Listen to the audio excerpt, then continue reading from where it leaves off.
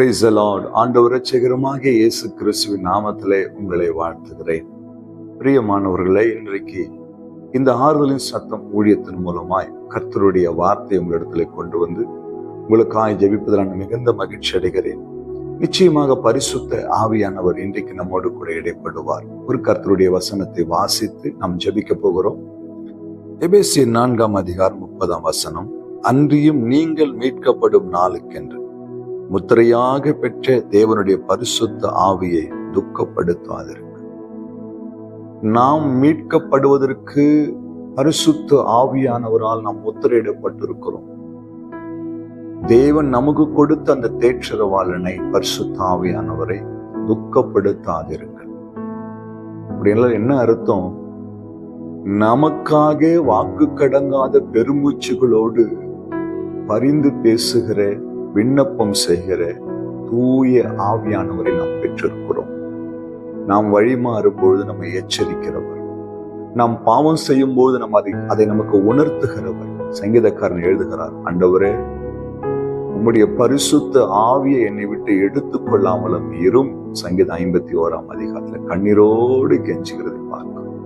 தெய்வ பிள்ளைய, நம்முடைய வாழ்க்கையில் அநேக தரம் நமக்கு தெரிந்தும் தெரியாமலும் நமக்கென்று கொடுக்கப்பட்ட, நம்மை மீட்கும்படியாய் கொடுக்கப்பட்ட பரிசுத்த ஆவியானவர் நாம் துக்கப்படுத்துகிறோம்.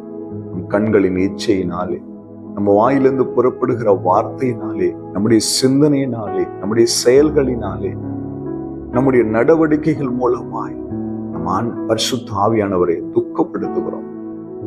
அவரை நாம் துக்கப்படுத்தும் பொழுது பரலோகம் துக்கப்படுகிறது, நம்மை படைத்தவர் துக்கப்படுகிறார். பிரியமான தேவ பிள்ளையே, நம்மை மீட்டெடுக்க முத்திரையாய் கொடுக்கப்பட்ட ஒரு பரிசுத்த ஆவியானவர். இந்த பரிசுத்த ஆவியானவர் எடுத்துக் கொள்ளப்படும் பொழுது இந்த கிருபையின் காலம் முடிந்து போய் நியாயத்திற்கின் காலம் துவங்கிவிடும். கொடுக்கப்பட்ட இந்த காலத்துல நமக்கென்று நம்மை வழிநடத்த, நம்மை நேசிக்க, நம்மை பலப்படுத்த, நம்மை அபிஷேகிக்க, நம்மை வரங்களால் நிரப்ப, நமக்கென்று நம்மோடு கூட நமக்குள்ளே வாசம் செய்யும்படி கொடுக்கப்பட்ட பரிசுத்த ஆவியானவர் எந்த சூழ்நிலையிலும் துக்கப்படுத்துகிற ஒரு வாழ்க்கையை நீங்க வாழாதீங்க. என்னுடைய வாழ்க்கையில கூட அநேக 1000 முறைகள், கோடி முறைகள் பரிசுத்த ஆவியானவரை துக்கப்படுத்திருக்கிறேன். அதற்காய் நாம் மனம் கசந்து அழுது அவர் சமூகத்துல கண்ணீர் விடும் பொழுது அவர் நம்மை மன்னித்து இரக்கம் செய்து மீண்டும் நம்முடைய ஸ்தானத்திலே நம்மை அவர் ஓட வைக்க உண்மை உள்ள தெய்வமாயிருக்கிறார்.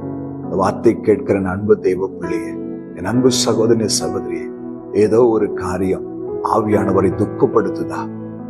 ஏதோ நமக்குள்ள இருக்கிற ஒரு வேண்டாத சில அருவருப்புகள் ஆவியானவரை துக்கப்படுத்துதா? உங்களுக்காக பரிந்து பேச முடியாதபடி அவரை தடுக்குதா? இன்னைக்கு ஒப்பு கொடுத்துருங்களேன். ஆவியானவர் கையில எல்லாவற்றையும் ஒப்பு கொடுங்க. தேவனுக்கு முன்பா எல்லாவற்றையும் அறிக்கையிட்டு ஜெபித்து ஆவியானவருடைய இரக்கத்தை பெற்றுக் கொள்ளுங்க. தொடர்ந்து ஓடுவதற்கு அவர் உங்களை வழிநடத்துவார். ஒருவேளை ஏதோ ஒரு சூழ்நிலைகள், ஏதோ ஒரு காரியம் அவரை துக்கப்படுத்தி இருந்தால் மன்னிப்பு கேட்டு ஒப்புரவாகி இன்றைக்கு உங்களை சீர்படுத்திக் கொள்ளுங்கள்.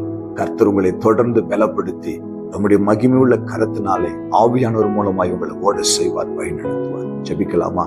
அன்பும் இரக்கமுள்ள ஆண்டவரே, எங்கள் பரிசுத்த ஆவியானவரே, எங்கள் வாழ்க்கையில ஏதோ ஒரு காரியங்கள் உங்களை துக்கப்படுத்தி இருக்குமானால் ஒரு விசை எங்களுக்கு மனம் இறங்கி எங்களை மன்னித்து ஆசீர்வதித்து நடத்தும். கரத்தில் ஒப்பு கொடுக்கிறோம், தாழ்த்துகிறோம். இயேசு கிறிஸ்துவின் நாமத்தில் பிதாவே, ஆமென். ஹல்லேலூயா. God bless you.